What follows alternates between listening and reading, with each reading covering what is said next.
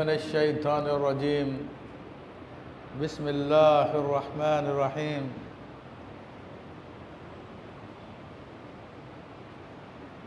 الحمد للہ رب العالمین والصلاة والسلام علی سید الانبیاء والمرسلین وعلی آلہ واصحابہ واہل بیتہ وذریاتہ اجمعین والعاقبۃ للمتقین. قال اللہ تبارک و تعالی فی کلامہ المجید والفرقان الحمید. بسم اللہ الرحمن الرحیم. یا ایہا الذین آمنوا کتب علیکم الصیام کما کتب علی الذین من قبلکم لعلکم تتقون. صدق اللہ العظیم وصدق رسولہ النبی الکریم.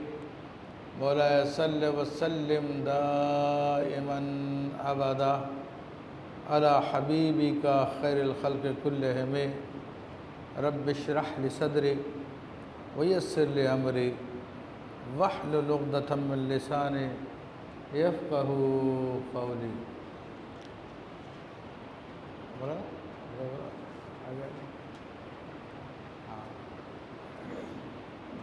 تمام حضرات ایک مرتبہ محبت سے درود پاک پڑھیے.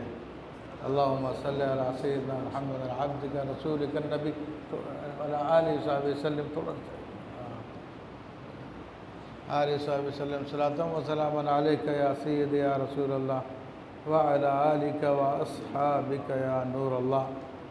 معزز حاضرین کرام، اللہ تعالیٰ کے فضل و کرم سے ماہ رمضان المبارک جاری و ساری ہے، اور آج اس کا آخری جمعہ ہو سکتا ہے.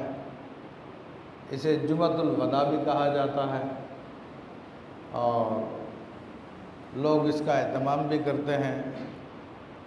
بلکہ آج تو گورنمنٹ آف پاکستان نے پورے ملک کی چھٹی بھی دی ہوئی ہے، تمام سرکاری ادارے بند بھی ہے. تو میرا لوگوں کی نظر میں خاص اہمیت ہوتی ہے جمعۃ الوداع کی. البتہ شرعی اعتبار سے یہ تمام جمعوں کی طرح ہے کہ جس طرح رمضان کا پہلا جمعہ تھا، جس طرح رمضان کا دوسرا جمعہ تھا، جس طرح تیسرا جمعہ تھا، وہی اس کی حیثیت ہے. اس میں کوئی ثواب کا اضافہ نہیں ہوتا. ہاں یہ ہے کہ چونکہ رخصت ہونے والا ہے رمضان المبارک، تو اس لیے لوگوں کے دل اس کی طرف مائل ہوتے ہیں. یہ ایک خاص بات ہے، تو ورنہ اور کوئی خاص بات نہیں ہے. ایک تو یہ بات. پھر دوسری بات یہ ہے کہ اب پورے ماہ رمضان المبارک میں اللہ تبارک و تعالیٰ نے ہمیں یہ روزوں کی سعادت عطا فرمائی، اور یہ عظیم مہینہ ہمیں عطا فرمایا جو نزول قرآن کا مہینہ بھی کہلاتا ہے. فرمایا کہ شہر رمضان الذی انزل فیہ القرآن. کہ رمضان کا مہینہ وہ ہے کہ جس میں اللہ نے قرآن کو نازل کیا. تو اس اعتبار سے اس مہینے کی بڑی اہمیت ہے، بڑی برکتیں ہیں.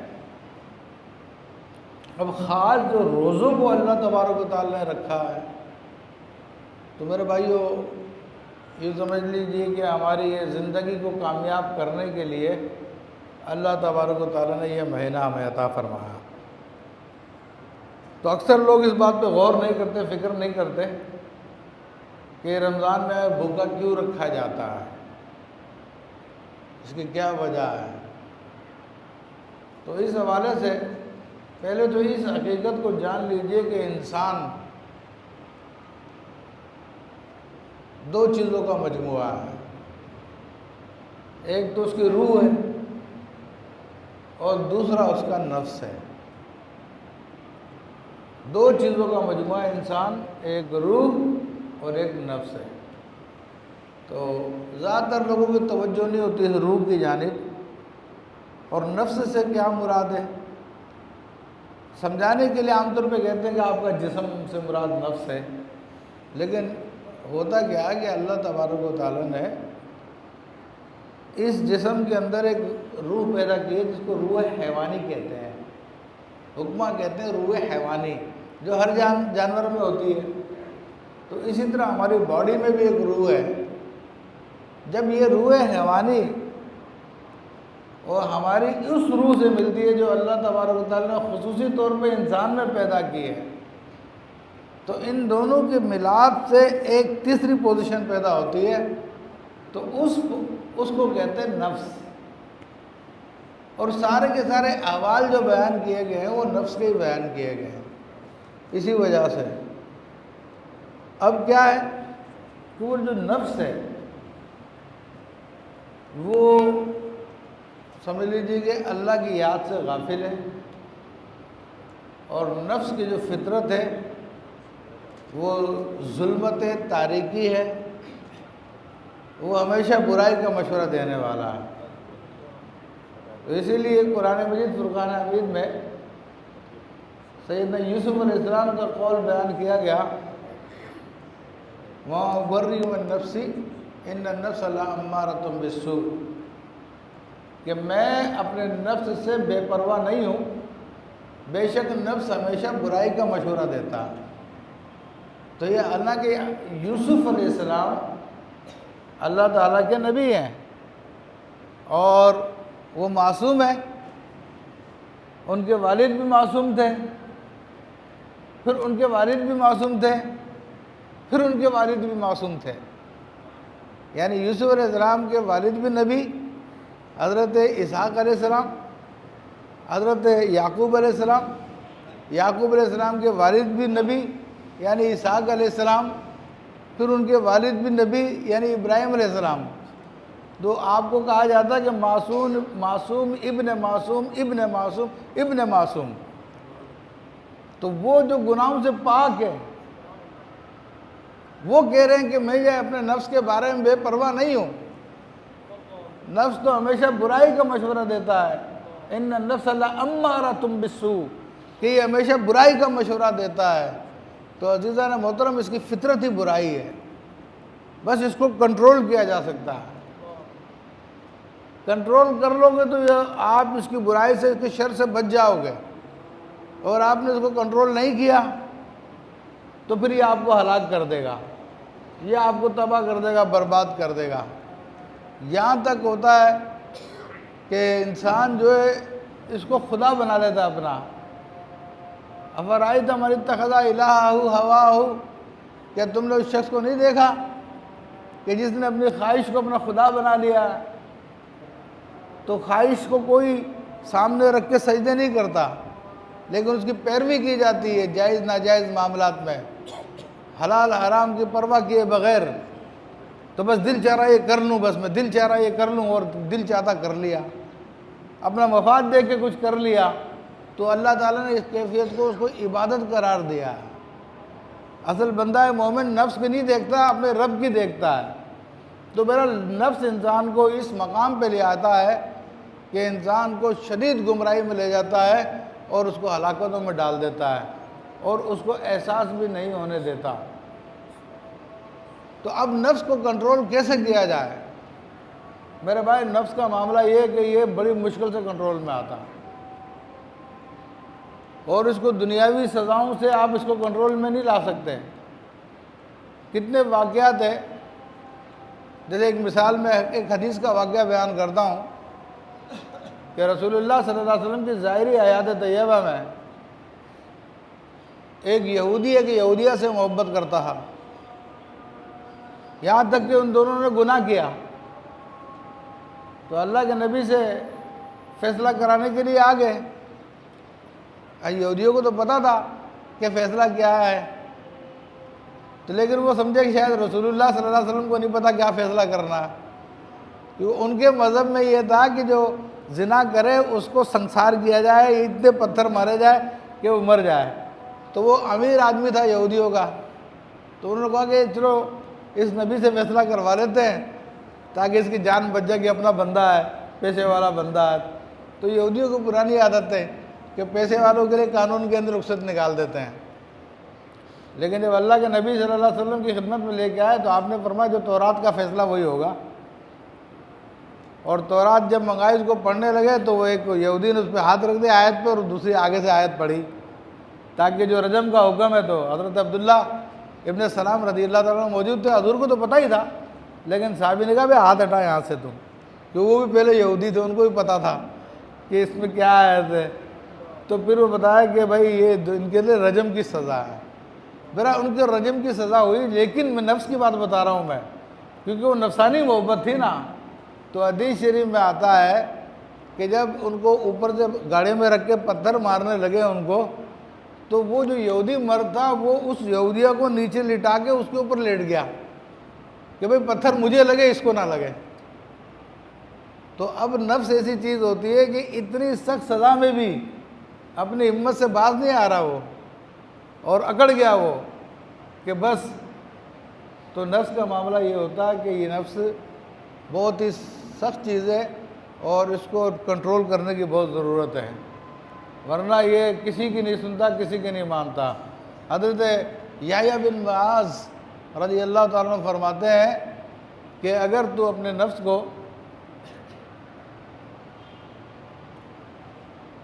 تقریباً 1,24,000 انبیاء کا واسطہ دے دے، اللہ تعالیٰ کی تمام کتابوں کا واسطہ دے دے، اللہ کے تمام فرشتوں کا واسطہ دے دے، اور تو اس کو بولے تو فرما بردار ہو جائے، تو نہیں ہوگا. یہ کسی کی نہیں مانے گا، کسی واسطے کو نہیں مانے گا. یہ اتنا ڈھیٹ قسم کی چیز ہے یہ. اسی طرح اور بزرگوں نے اس کے بارے میں بیان فرمایا، بلکہ ایک روایت مجھے ذہن میں آئی، وہ روایت میں بیان کرتا ہوں. اس کی سختی کو آپ اندازہ کیجئے کہ کتنا یہ سمجھ لیے سخت قسم کی چیزیں جو ہمارے ساتھ ہے. لیکن میرا شریعت نے اس کو کنٹرول کا طریقہ بتایا ہے، وہی طریقہ میں بتا رہا ہوں کہ کیسے کنٹرول میں آتا ہے. تو حضرت محی الدین ابن عربی رحمۃ اللہ تعالیٰ علیہ نے یہ روایت بیان کی کہ جب اللہ تبارک و تعالیٰ نے نفس کو پیدا فرمایا تو اس سے پوچھا کہ من انا، کہ میں کون ہوں میں. اچھا اس وقت تو ہر چیز اللہ کو پہچانتی تھی، یہ اس دنیا کی بات نہیں ہے. تو اس وقت نفس کہتا ہے کہ انت انت انا انا، تو ہے، میں ہوں. ابھی اندازہ کرے کس سے کہہ رہا ہے؟ رب سے کہہ رہا ہے. وہ رب نے کہا میں کون ہوں؟ تو جواب یہ تھا تو میرا رب ہے. مگر اس کے اندر تکبر اتنا ہوتا ہے کہ کسی کی ماننے کے لیے تیار ہی نہیں ہوتا، کسی کے سامنے سر جھکانے کے لیے تیار ہی نہیں ہوتا. حالانکہ جس نے پیدا کیا اس کے سامنے تو سر جھکا لیتا، مگر اس کی فطرت میں شر ہے، اندھیرا، ظلمت ہے. تو اس نے کہا کہ نہیں، تو ہے اور میں ہوں، انت انت و انا انا. اللہ نے فرشتوں سے فرمایا کہ اس کو 1,000 سال جہنم کی آگ میں جلاؤ. فرشتوں نے جلایا، کہا نکالو پھر اس سے پوچھو. پھر جب اس سے پوچھا تو یہی جواب ہے، تو ہے، میں ہوں. پھر کہا 1,000 سال جلاؤ. پھر پوچھا، پھر وہی جواب. پھر کہا 1,000 سال جلاؤ. 3 یا 4 دفعہ اس کو 1,000 سال جہنم کی آگ میں جلا گیا، مگر اتنا ڈھیٹ کہ یہ ماننے کے لیے تیار ہی نہیں. اور ہر دفعہ یہ کہا کہ تو ہے، میں ہوں. پھر اللہ نے فرمایا، اچھا اللہ کو تو پتہ ہی تھا، اللہ تعالیٰ جانتا ہی ہے، لیکن ہمیں سمجھانے کے لیے، فرشتوں کو بتانے کے لیے کہ یہ نفس کتنی خطرناک چیز ہے، فرمایا کہ اس کو 40 دن بھوکا رکھو. جب اللہ تعالیٰ نے اس کو 40 دن بھوکا رکھا تو فرشتوں سے کہا پوچھو اس سے. تو کہتا کہ انت ربی وانا عبدک، کہ تو میرا رب ہے، میں تیرا بندہ ہوں. تو وہ جہنم کی آگ جو دنیا کی آگ سے 70 گنا تیز ہے، وہ آگ اس نفس کو نہیں منا سکی، اس کو کنٹرول نہیں کر سکی. تو اس کو کنٹرول کرنے کا جو ذریعہ ہے وہ بھوک ہے. تو بھوک ایک ایسی چیز ہے جو نفس کو اس کی اصل حیثیت تک پہنچا دیتی ہے، نفس کو اس کی حقیقت بتا دیتی ہے. حضرت بایزید بسطامی رحمۃ اللہ علیہ فرماتے ہیں کہ فرعون نے جو خدائی کا دعویٰ کیا تھا تو خدائی کا دعویٰ اس لیے کیا تھا کہ اس نے کبھی بھوک دیکھی ہی نہیں تھی. اگر وہ بھوک دیکھ لیتا پھر خدائی کا دعویٰ نہیں کرتا. تو عزیزان محترم، ہمارے نفس بھی وہی نفس ہے جو ہمارے اندر ہے، وہ وہی نفس ہے جس کو 1000 سال جلایا گیا تھا، پھر بھی نہیں مانا تھا. تو اس کو منوانے کا طریقہ آج بھی وہی ہے کہ اس کو بھوکا رکھا جائے تو اس کو اپنی اصل حیثیت کا اندازہ ہو جاتا ہے کہ میں کیا ہوں. اس کو پتہ چل جاتا کہ میں رب نہیں ہوں، میں اللہ کا بندہ ہوں۔ تو اس لیے ماہ رمضان المبارک ہم کو عطا کیا گیا کہ چلو تمام کے تمام مسلمان جو ہے ایک ماحول بنا کر، ایک سارا کا سارا سسٹم بنا کے جب روزہ رکھیں گے تو سب کو اپنے نفس کی کمزوری کا احساس ہو جائے گا، اپنی بندگی کا احساس ہو جائے گا کہ ہم بندے ہیں، کوئی خدا نہیں ہے۔ ویسے الگ الگ بندوں کو آرڈر دیا جاتا ہے، شاید کوئی بھوکا رہتا، تو اللہ تعالیٰ نے ایک سسٹم بنا دیا، ہر جگہ ایک ماحول بنا دیا، تو اب جو نہیں رکھتا اس کے لیے مسئلہ ہوتا ہے روزہ۔ وہ جو روزہ نہیں رکھتا چھپا کے رکھتا، بتاتا نہیں ہے کسی کو۔ تو یہ اسلام کا ایک سسٹم ہے جس کے تحت نفس کو اس کی حقیقت بتانے کے لیے ہمیں بتایا گیا۔ تو عزیزان محترم، یہ نفس ہے جس کو ٹرینڈ کر لیا جائے تو پھر آپ اللہ تعالیٰ کی بارگاہ تک پہنچ جاتے ہیں، ورنہ یہی اللہ کی بارگاہ میں سب سے بڑی رکاوٹ ہے، یہی سب سے بڑی رکاوٹ ہے۔ اور پھر اس کو کنٹرول کرتے ہیں تو وقتی طور پہ کنٹرول ہوتا ہے، یہ مت سمجھیے کہ مستقل طور پہ کنٹرول ہو گیا ہے۔ یہ اس کے اوپر ہر وقت نگاہ رکھنی پڑتی ہے، کبھی بھی گڑبڑ کر دیتا ہے یہ۔ اور اس کا مشہور واقعہ ہے، اس کی مثال سے سمجھا مولانا جامی رحمۃ اللہ تعالیٰ علیہ نے کہ ایک عرب کا ایک سپیرا بہت بڑے اژدہے کو اس نے دیکھا کہ وہ برف کے پہاڑوں میں پڑا ہوا ہے اور اکڑا ہوا، وہ سمجھا مر گیا یہ اژدہا۔ تو اس نے کئی لوگوں کو ساتھ ملایا اور بڑے اژدہے کو لے کر وہ بغداد شہر میں آ گیا، اور وہاں پہ اس نے اعلان کر دیا کہ بھائی بہت بڑے اژدہے کی نمائش ہے۔ تو لوگ جو ہے وہ جمع ہو گئے کہ بھائی دیکھیں اس اژدہے کو جا کر۔ تو جب لوگ جمع ہو گئے اور لوگوں کا کٹھٹ جمع ہو گیا، تو اس وقت اژدہا بیچ میں تھا، لوگ دیکھ رہے تھے کہ یار اتنا بڑا اژدہا ہم نے تو پہلے کبھی زندگی میں نہیں دیکھا۔ اچھا، اس وقت پھر سورج نکلنا شروع ہوا۔ جب سورج نکلنا شروع ہوا تو سورج کی جب تمازت اس کو پہنچی تو اژدہا مرا نہیں تھا، بلکہ وہ تو برف کی ٹھنڈ کی وجہ سے اکڑا ہوا تھا۔ تو جب اس کے جسم میں گرمی آئی تو اس نے جب ہلنا جلنا شروع کیا تو لوگ بھاگے دوڑے۔ جب لوگ بھاگے دوڑے تو سینکڑوں لوگ ایک دوسرے سے کچل کے مارے گئے۔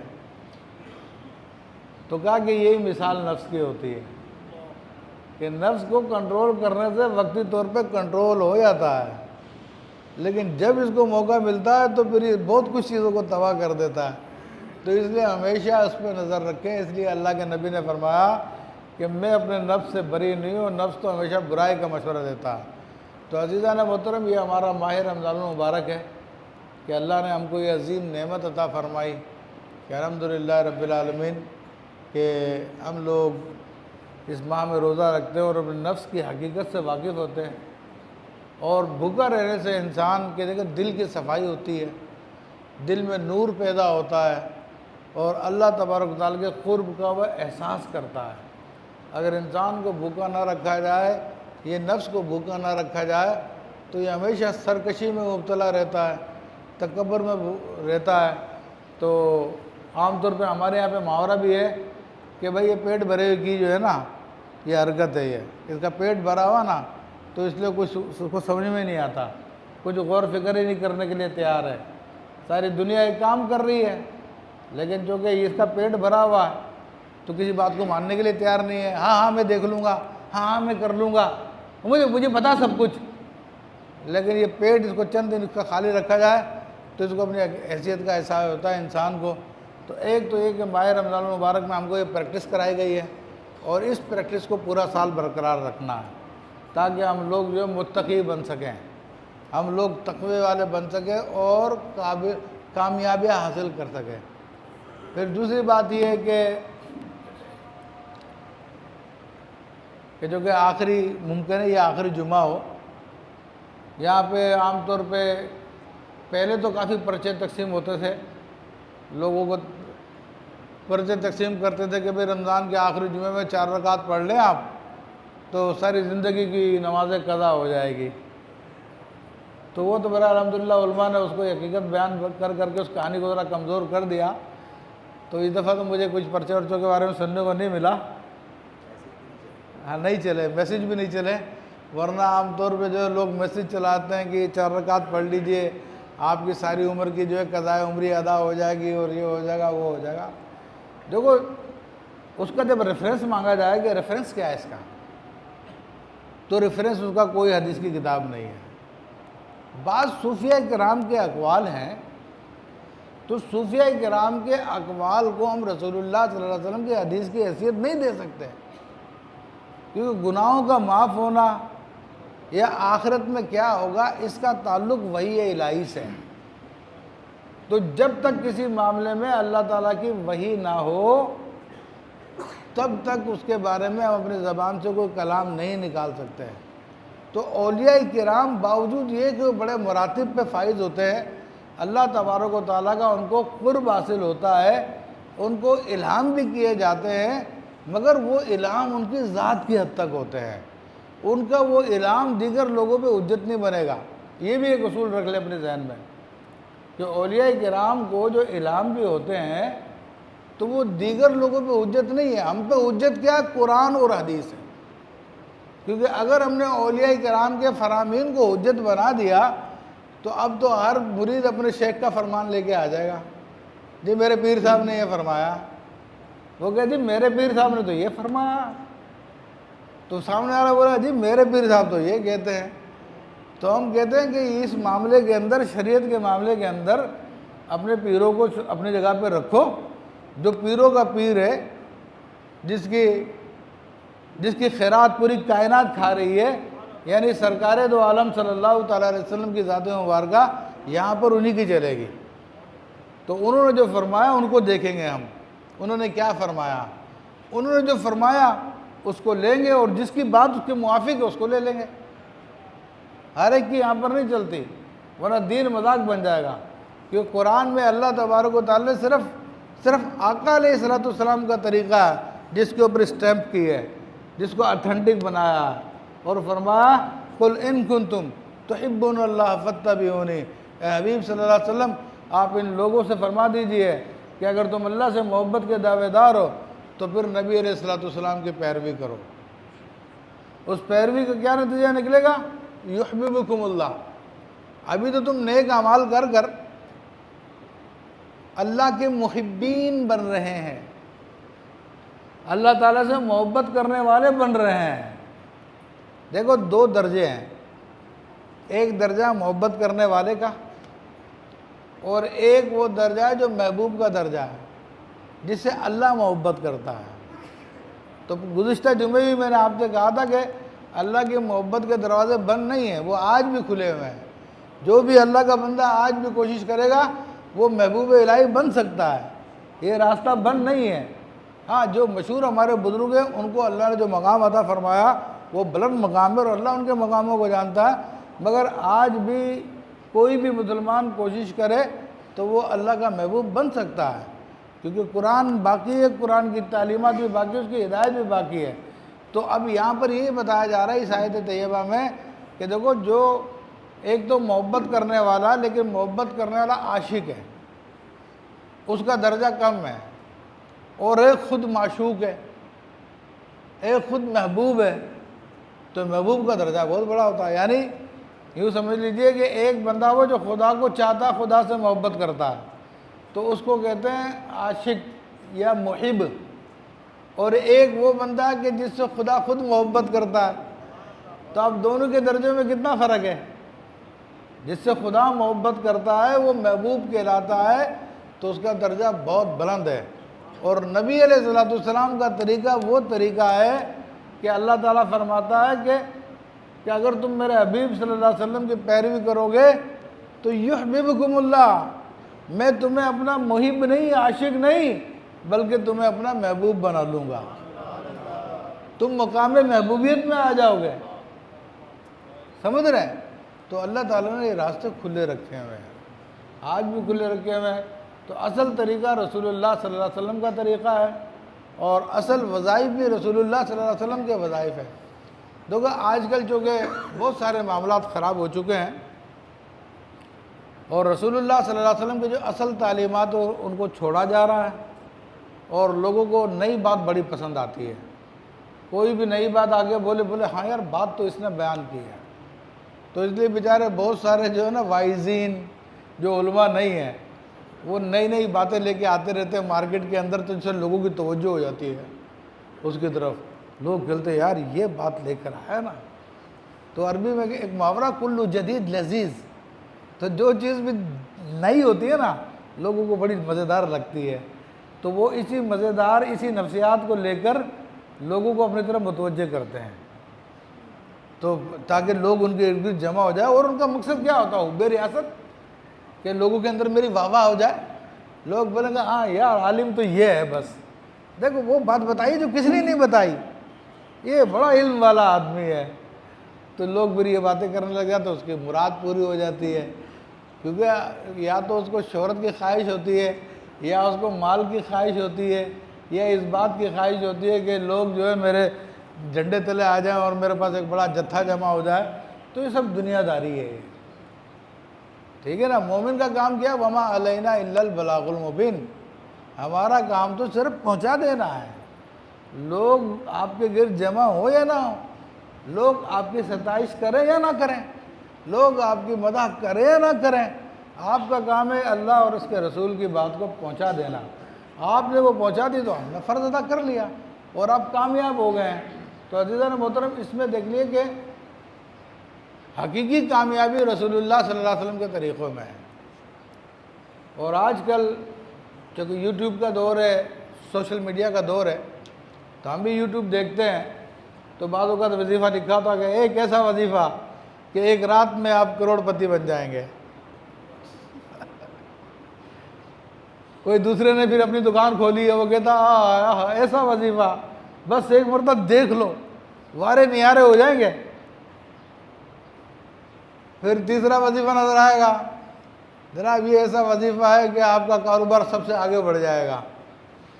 اب لوگ بیچارے انہیں چکروں میں پڑے ہوتے ہیں، اس بیکاری کو نہیں دیکھا کہ خود یوٹیوب کی کمائی کھا رہا ہے، ایڈورٹائزمنٹ لگائے ہوئے اس نے، مونیٹائز کیا ہوا اپنے چینل کو، اور جو یہ ایڈورٹائز کی کمائی آتی ہے اس سے اپنا پیٹ چلا رہا ہے، وہ بیکاری خود یہ وظیفہ کیوں نہیں کر لیتا وہ؟ تو یہ ساری کی ساری فالتو باتوں میں پڑھنے کے بجائے جو اللہ کے نبی صلی اللہ علیہ وسلم کی سچی سچی تعلیمات ہمیں ملی ہوئی ہے، تو میرے بھائی اس سے بہتر کوئی وظیفہ نہیں ہے، اس سے بڑھ کر کوئی وظیفہ نہیں ہے۔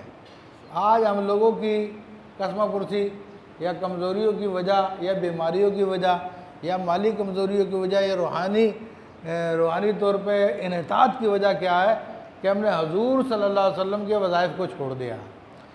ایک دو آخری بات کر کے ختم کرتا ہوں بات، کہ سرکار دو عالم صلی اللہ علیہ وسلم نے اپنے امتیوں کو نماز عطا فرمائی۔ ایک تو سب سے بڑی سستی اس میں ہی ہے، اور جو نماز میں سستی کرتا ہے دنیا بھر کے وظیفے پڑھ لے اس کو کوئی فائدہ نہیں ہوتا، ٹھیک ہے نا۔ دوسری بات یہ کہ نماز کے بعد آقا علیہ الصلوۃ والسلام نے بخشش کے لیے بتایا کہ من قرأ آیت الکرسی بعد صلاۃ مکتوبۃ لم یحل بینہ وبین الجنۃ الا الموت، کہ جو ہر فرض نماز کے بعد ایک مرتبہ آیت الکرسی پڑھ لیتا ہے تو اس کے بیچ میں اور موت کے بیچ اور جنت کے بیچ میں موت کے سوا کچھ بھی نہیں ہے۔ یعنی آپ کے پاس پاسپورٹ تیار ہے، اس میں ویزا بھی لگا ہوا ہے، ٹھیک ہے، بس آپ کو اب فلائٹ کی ضرورت ہے، تو موت کی فلائٹ آئے گی اور آپ کو اٹھا کے سیدھی جنت میں لے کے جائے گی۔ سارا اللہ نے آسان کر دیا حضور کے ایک وظیفے سے۔ پھر جو تسبیح فاطمہ ہے، تو وہ تسبیح فاطمہ، دیکھو ابھی ٹائم نہیں ہے میرے پاس اتنا ہم ڈیٹیل کے ساتھ گفتگو کر سکیں، مختصر یہ ہے کہ تسبیح فاطمہ رضی اللہ تعالی عنہ وہ آپ کے تمام فائنینشیل مسائل کا حل ہے، اس میں آپ کے مال میں اضافہ ہو جائے گا، اس کو آپ باقاعدگی سے کر کے دیکھو۔ پھر اس کے آپ کے ہیلتھ کے جتنے ایشوز ہیں انشاءاللہ تبارک تعالیٰ تمام ایشوز کو وہ ایڈریس کرتی ہے تسبیح فاطمہ، اور آپ کی ہیلتھ اچھی ہونا شروع ہو جائے گی۔ اور پھر آپ کی روحانیت کا مسئلہ ہے، تو روحانیت کے آپ کو اپ گریڈ کرے گی، آپ کی روحانیت کو بوسٹ کرے گی وہ، اور آپ کو روحانیت میں ایک اعلیٰ مقام تک پہنچا دے گی وہ تسبیح۔ یہ حضور صلی اللہ علیہ وسلم کا وظیفہ ہے، اور یہ حضور صلی اللہ علیہ وسلم نے وظیفہ کب دیا تھا؟